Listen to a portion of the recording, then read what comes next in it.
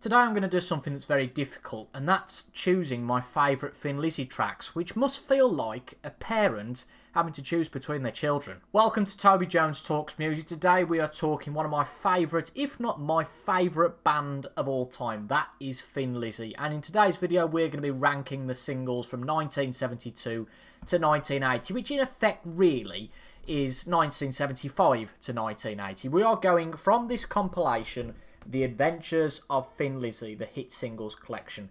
I don't really know why I bought this compilation. I think the reason must have been that the front cover is absolutely awesome with that artwork. This isn't a complete list of all the singles from 72 to 80, but pretty well is, because this features all of the charting singles in the UK, except Rosalie from Live and Dangerous and A Merry Jingle by the Greedies, which was Sex Pistols and Thin Lizzy, something that I'd never heard until today, possibly my new favourite Christmas song. Now, Thin Lizzy weren't a singles band by any means, they were an albums band, but I have to say this has been a very interesting exercise to try and rank these tracks in this list. Perhaps within their individual albums I'd talk about them differently, and you'll probably hear that as I go on some of the tracks, going, well, if I was talking about Fighting or Jailbreak, perhaps I would be talking about these a little bit differently. And this, between 75 and 80, was a very prolific period for Thin Lizzy. We had Fighting, Jailbreak, Johnny the Fox, Bad Reputation, the Live and Dangerous album, Black Rose, and then Chinatown. But not particularly in terms of singles. Yes, 4 tracks went to the UK top 10, but they were only really a hot one-hit wonder in the US with The Boys Are Back in Town. And while they were on their US tour of 1976, Phil came down with hepatitis, which really screwed them over in the US to come. So they didn't take that opportunity, which was a disappointment for Thin Lizzy. But nevertheless, they are still an awesome band. So the 11 tracks on this compilation, The Adventures of Thin Lizzy. We've got some text and some pictures of the band and the albums on the back. But on this album we have Whiskey in the Jar, Wild One, Jailbreak, The Boys Are Back in Town, Don't Believe a Word, Dancing in the Moonlight, Waiting for an Alibi, Do Anything You Want To, Sarah, Chinatown, and finally Killer on the Loose. And the lovely thing with this that I do very much appreciate is that all of these songs are presented in chronological order. With Thin Lizzy, I'd pretty much usually always go for one of their albums, not necessarily a compilation. So as I say, it's been interesting to listen to this compilation. But one I'll give a definite shout out to is this Essential Thin Lizzy free CD box set. There are other greatest hits to choose from. There is a 2 CD Thin Lizzy greatest hits, which the track listing looks great on that. This is a really good compilation. There's 50 odd tracks on this, but if you weren't going for a Thin Lizzy album, to look at this you think, God, what do I choose apart from playing the whole damn thing? So this Adventures of Thin Lizzy is a really nice, concise starter, I would say, for somebody to go to listen to some really solid Thin Lizzy stuff without going for one album and perhaps being turned off them, because they do vary in terms of their musical styles as they go through. But let's make a start, shall we, with number 11. So coming in at the bottom of this list, and a disclaimer before we start that these are all very good tracks. It's a very high bar, this list, so this being at the bottom by no means means that it's a bad track. But we're going to start with Whiskey in the Jar, the only track here that is not a Lizzy composition, and a track that I hadn't heard for a very long time until a few months ago when it came up on the car shuffle, and I had a good time with it, I have to say. Of course I'm familiar with it, but given this doesn't appear on any Lizzy album apart from an extended version of Vagabonds, and I don't gravitate to Lizzy compilations all that much, of course, apart from today listening to The Adventures of Thin Lizzy, I don't hear this song that much. And it almost feels unfair to be putting this in this list and comparing it to the rest of the tracks, given that the rest of the material is much different. This ultimately is a different era of the band. It's got Eric Bell. It's the only track that's not written by Thin Lizzy, although that shouldn't make too much of a difference, because Black Rose, the title track from that album, my favourite Thin Lizzy track, or at least in the top few, features a few traditional arrangements spliced together.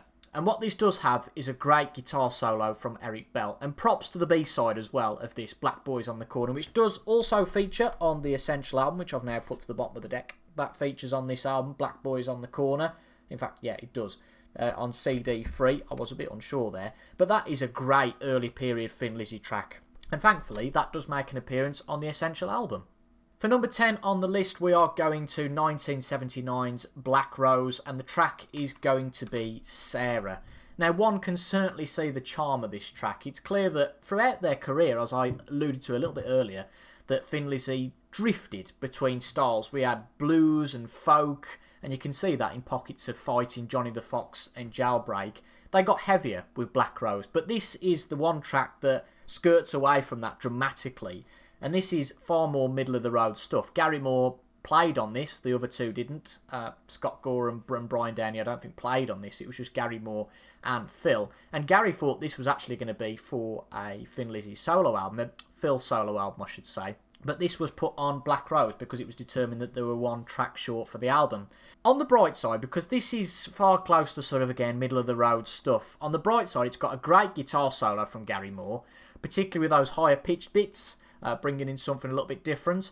It's similar to the next track that I'm going to talk about. It's one, as a single, I wouldn't gravitate to too often. Again, it's good fun in with this Black Rose album because you've on the first side, you've got Do Anything You Want To, Toughest Street in Town, S&M, and Waiting for an Alibi. All quite heavy tracks, so it brings something different to the album. But in terms of ranking them in this list, Sarah, unfortunately, is going to come out quite low. Number 9, from Bad Reputation, you might have already guessed. It's going to be Dancing in the Moonlight. It's caught me in its spotlight. And this is probably the most commercial and most pop sounding that this band has ever sounded. Maybe except for Sarah that we've just mentioned.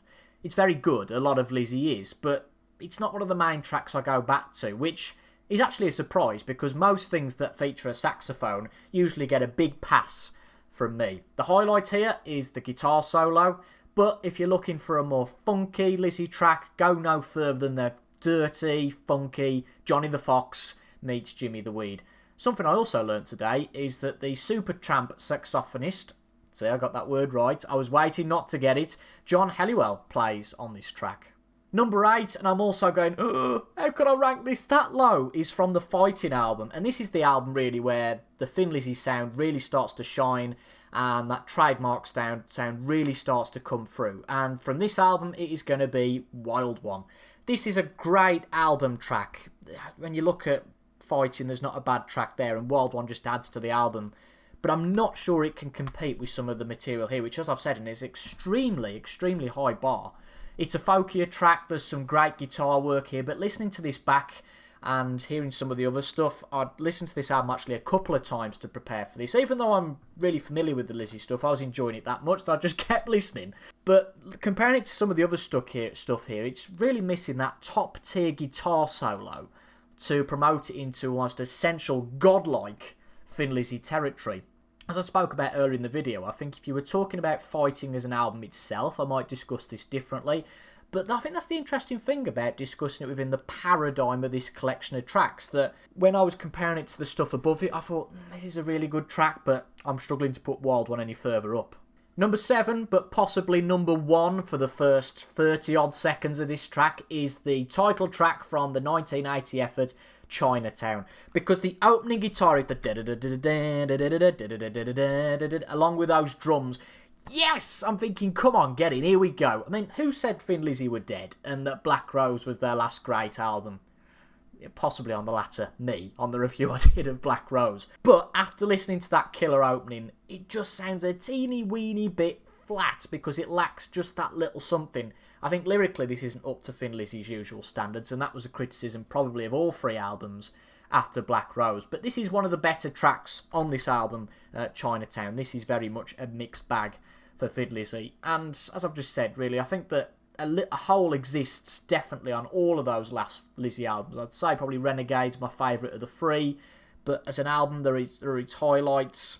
These earlier albums, Stonewall, awesome start to finish. Chinatown, Renegade and Thunder and Lightning very much go up and down.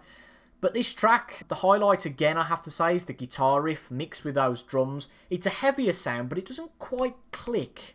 It's close, but it's not quite to make this, again, purely essential Lizzy, which some of the tracks above very much are. So, in a summary really there, musically, particularly the guitars, and we mustn't forget Mr. Brian Downey, which I think has been mentioned for the first time in this video, and I think it would be a remiss not to mention Mr. Downey is top-notch, but lyrically, it's lacking a little bit.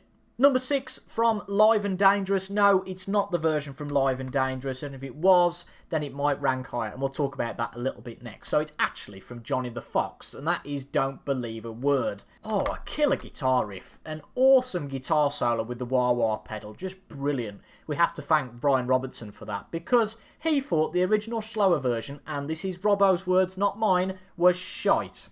His words, not mine. I can see the appeal of both Lizzy tracks. This is definitely I say definitely, no, it is definitely the better Lizzy track of the slower version that they were going to include here. But again, there are tracks that are slightly better than this. Number 5 is another track that is better again on Live and Dangerous, and actually, particularly, the segue from Cowboy Song into this. It's actually so good, that segue between those two songs, that I've had to combine them on my car playlist. I just couldn't cope with listening to Cowboy Song and then we cut away.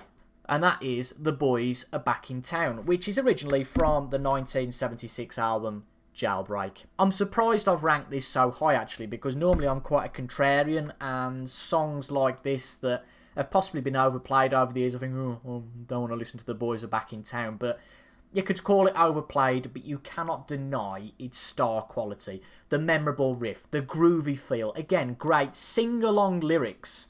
I particularly like the great whispered section, the boys are back in town. And then showcases the awesome twin guitars of this group before returning to the main riff. It's brilliant. It's absolutely great. And Rolling Stone, maybe surprise, surprise, consider this Lizzy's best song. I have to say, a rather boring mainstream choice. But we wouldn't be seeing a lot of these tracks on this album. The Adventures of Thin Lizzy had the success of The Boys Back in Town not kick-started the sales of this album from Scott Gorham himself. The band was over had this song not kick-started the sales of this album.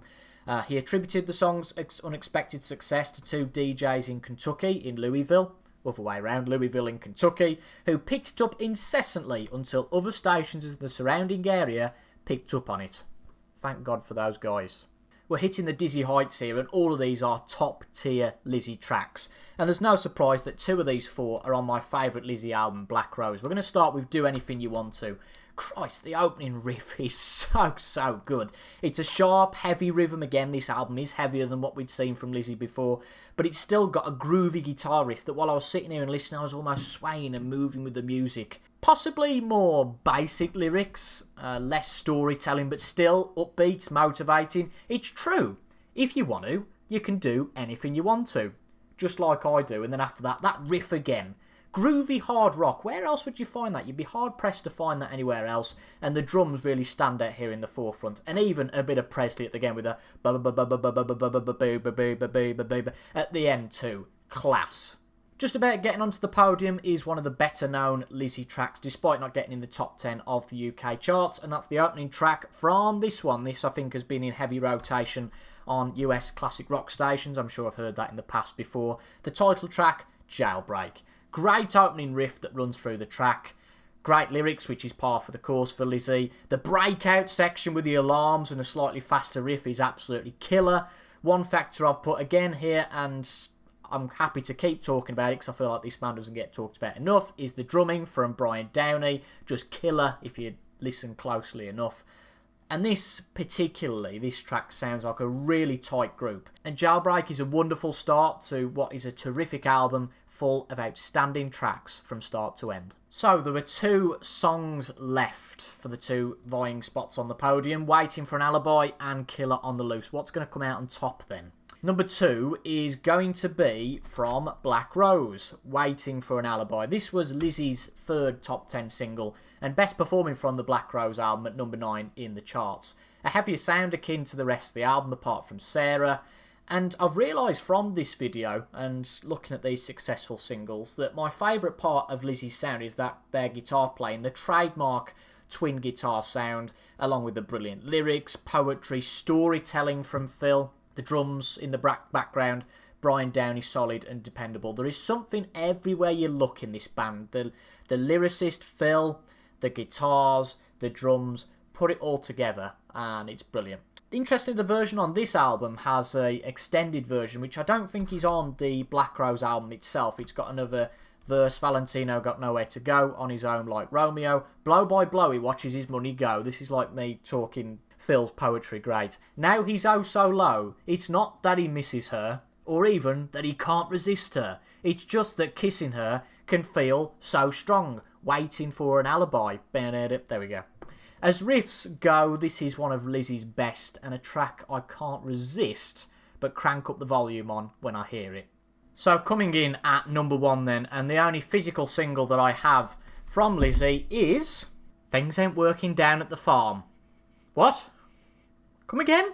See, that woke you up, didn't it? No, it's not Things Ain't Working Down at the Farm, but I just wanted to make sure you were still watching. Of course, it is the killer track from Chinatown, Killer on the Loose.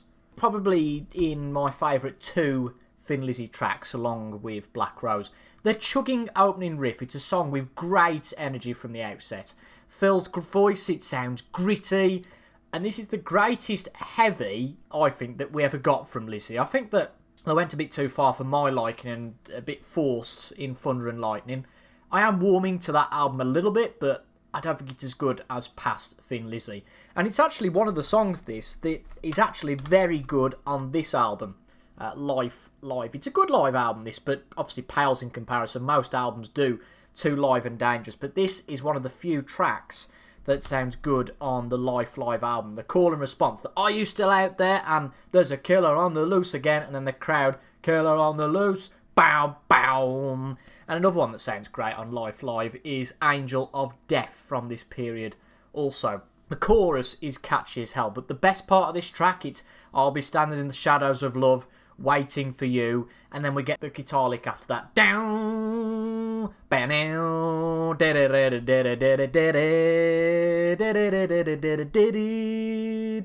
alright, I'll shut up now, but Killer on the Loose comes in at number 1 on this list. This is absolutely essential Thin Lizzy, and my favourite on this list. So running down the tracks again from the adventures of Thin Lizzy, the hit singles collection. Number 11 we have Whiskey in the Jar. Sarah comes in at number 10. Dancing in the Moonlight comes in at number 9. Wild One at 8. Chinatown at number 7. Don't Believe a Word at 6. The Boys Are Back in Town at number 5. Do Anything You Want To, Just Like I Do, at number 4. Jailbreak at 3. Waiting for an Alibi at number 2. And at number 1, there's a killer on the loose again. Fantastic stuff. I really enjoyed doing that. I hope you have too. Please leave your thoughts in the comments. What are your rankings of these as an 11? But this, as always, is an encouragement and a promotion for you to go out and listen to Thin Lizzy. Whether you've got all the albums and you're a Lizzy aficionado like myself, or whether you're completely new to the band, I'd recommend that this is probably actually a really good place to start with Thin Lizzy. There are so many good tracks here, as I've just waxed lyrical about. Hopefully you can tell how much I enjoy Lizzy's music, but Thin Lizzy, one of my favourite bands of all time, and I hope that you enjoy them just as much as I do. If you've enjoyed that though, leave a like down below, comment again your rankings of the 11 tracks, and subscribe for regular music musings, top 10 rankings, album reviews, all that good stuff. And in the end screen you'll see some Thin Lizzy content that I've done on the channel in the past. That's going to be the end though of today's video. I wish you a very good rest of your day. Thank you for watching, and until the next time, adios for now.